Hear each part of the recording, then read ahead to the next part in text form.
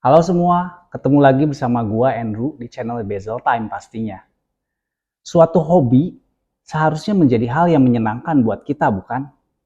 Tetapi apapun hobi kita, biasanya ada side effect yang malah menyebabkan perasaan kita menjadi nggak enak. Langsung aja kita mulai, ada 6 hal yang menyebalkan di dalam hobi jam tangan. Yang pertama, banyak penipuan dalam hobi jam tangan. Nah, ini nyebelin sih. Biasanya terjadi di platform-platform yang tidak ada rubber, kayak Instagram dan OLX. Yang nyebelinnya lagi, dia itu nipunya itu berbayar. Jadi dia bayar iklan ke Instagram, sponsored by Instagram gitu. Jadi, waduh, bener-bener jahat gitu. Ya sebelah aja gitu. Jadi hobi ini dimanfaatkan oleh orang-orang yang tidak bertanggung jawab kan. Ya kalau kita sih memang nggak akan ketipu yang udah biasa main jam gitu, karena kita udah tahu harga pasar, mereka pasang harganya setengah dari harga pasar. Udah gitu kalau ditanya masih bisa kurang gitu. Tapi kalau diminta transaksi di rubber dia nolak. Alasannya supaya uangnya cepet muter. Kalau di Instagram tuh ketahan lama katanya uangnya dan lain sebagainya. Nah, tapi belakangan ini itu penipuan yang motif seperti ini udah jarang terjadi. Ya, gue perhatiin udah hampir nggak ada sih belakangan ini. Mungkin setengah tahun yang lalu tuh masih banyak ya. Nah, ini disebabkan oleh poin yang kedua, yang menurut gue lebih menyebalkan lagi. Nah, ini terjadinya khususnya di media Instagram ya. Jadi Instagram itu sudah menggunakan AI kan untuk mengontrol algoritma. Udah lama sih ya, juga mengawasi akun-akun para pengguna. Nah, ini menjadi side effect buat kita yang orang-orang bukan penipu itu buka akun Instagram itu kena ban sama AI karena disangka nipu mungkin. Karena disangka mau jual barang palsu. Jadi ini poin yang kedua ini, kita kena ban akun kita di Instagram. Itu nyebelin. Kita kan sebagai pencinta jam tangan, kita mau berekspresi lewat online ya, lewat sosial media. Kita bagi-bagi story, kita buat foto-foto dan lain sebagainya. Malah kena ban sama Instagram. Jadi gua adalah salah satu korbannya, kena ban akun gua. Jadi ini kayak gini, postingan gua itu dihapus tiba-tiba dan ada peringatan kayak gini. Nah, awalnya begini, gue coba urus, gue kontak gitu, tetap nggak bisa. Pokoknya susah aja dibuat susah. Gue juga udah lupa ceritanya ya, jelas-jelas. Pokoknya gue posting lagi, dihapus lagi gitu. Pada akhirnya akun gue dihapus bener-beneran. Jadi akhirnya gue sekarang buka akun baru. Ya, jadi ini nama akun baru gue. Ya, barang siapa mau follow silahkan follow akun baru gua ini. Ya, jadi tapi solusinya gini. Sekarang kalau gua posting itu nggak pernah bentuknya postingan biasa. Jadi pakainya video reels. Nah, kalau selama ini sih pakai video reels itu nggak kena peringatan apa-apa. AI belum bisa mendetek ini. Nyebelin sih ini. Apalagi kasihan buat yang mereka udah jualannya udah banyak ya. Followernya udah banyak, bisnisnya udah jalan, tiba-tiba hilang. Makanya gak jarang banyak pedagang itu buka second account buat backupnya dia.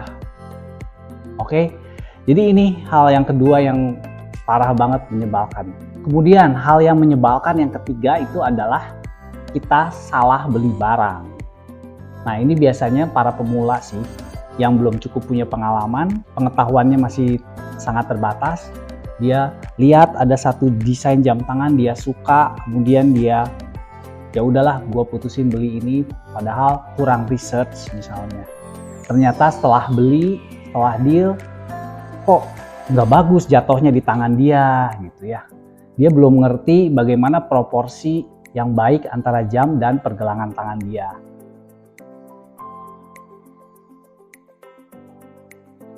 Jadi dia salah ukuran umpamanya kayak gitu.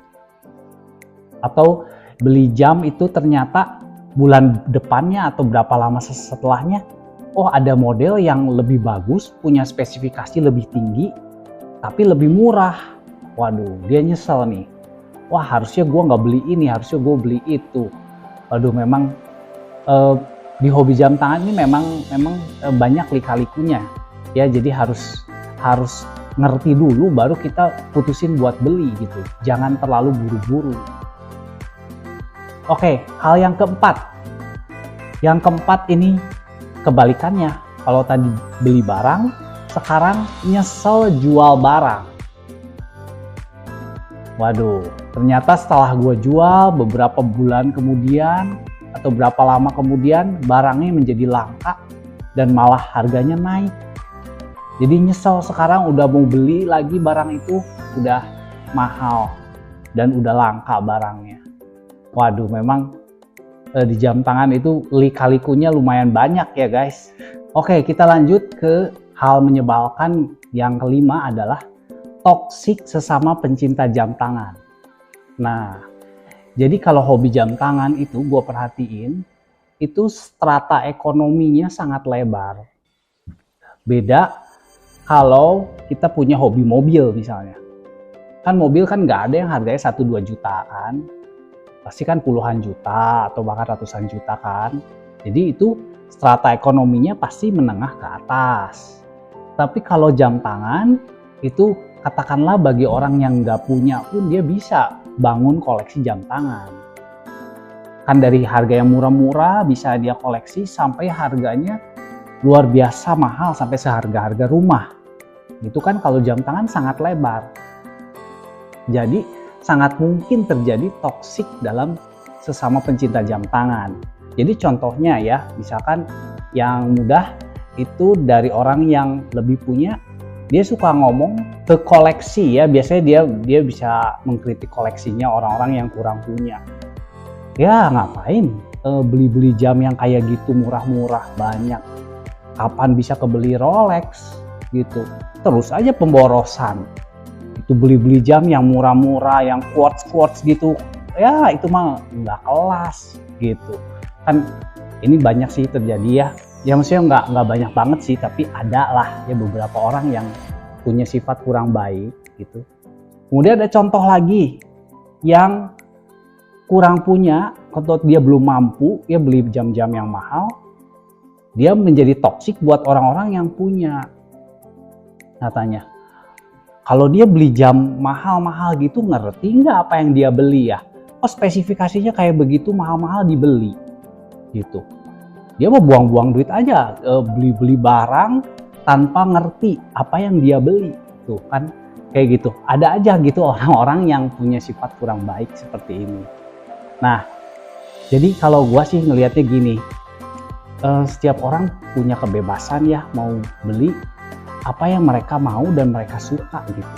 Jadi kita pikirnya gini aja, kita jangan sampai menjadi toksik dengan pikiran begini. Setiap barang yang dibeli itu dipakai berdasarkan pikiran masing-masing, uang masing-masing. Jadi nggak ada yang salah menurut gua ya. Itu gimana preferensi orang masing-masing. Oke, kita lanjutkan poin yang terakhir ya. Hal yang menyebalkan ini adalah menjadi boros. Kita tahu kalau hobi jam tangan itu adiktif. Jadi nagih lagi, pengen beli lagi. Waduh, ini memang nyebelin banget sih. Ini kayak racun gitu ya. Ada juga banyak kasus ini kejadian. Itu jadi ribut sama istrinya. Ayo ngaku, siapa yang sering mengalami gitu ya. Gue juga nggak sampai ribut sih kalau gue, tapi ya pasti sedikit banyak adalah pertentangan gitu kalau mau beli jam itu. Ngapain beli lagi banyak-banyak gitu kan, buat apa gitu. Ya bahkan gue denger nih ya, ada yang sampai berhutang beli jam itu. Waduh, lebih baik gak usah punya hobi jam tangan daripada kita mengorbankan hubungan kita dengan anggota keluarga atau menjatuhkan ekonomi kita. Ya ini bagaimanapun kita suka jam tangan, ini sekedar hobi, bukan kebutuhan yang pokok kan. Jadi hati-hati, memang ini menjadi racun sih buat kita yang nggak bisa manajemen diri. Nah, kemudian solusinya gimana nih untuk ngatur budgeting ya dalam hobi jam tangan? Jadi kita batasin waktu dalam 1 tahun misalnya, kita punya budget berapa, sesuaikan dengan kemampuan kita.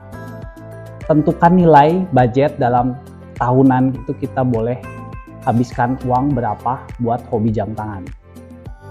Oke, jadi ini didiskusikan bersama dengan istri misalnya, berapa nilainya, jadi tidak akan merusak hubungan antar suami istri gara-gara hobi jam tangan gitu ya.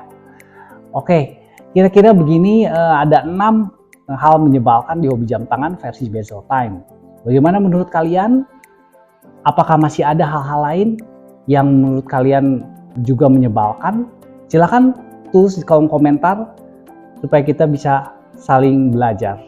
Oke, demikian video gue akhiri. Sampai ketemu dalam video-video berikutnya. Bye-bye.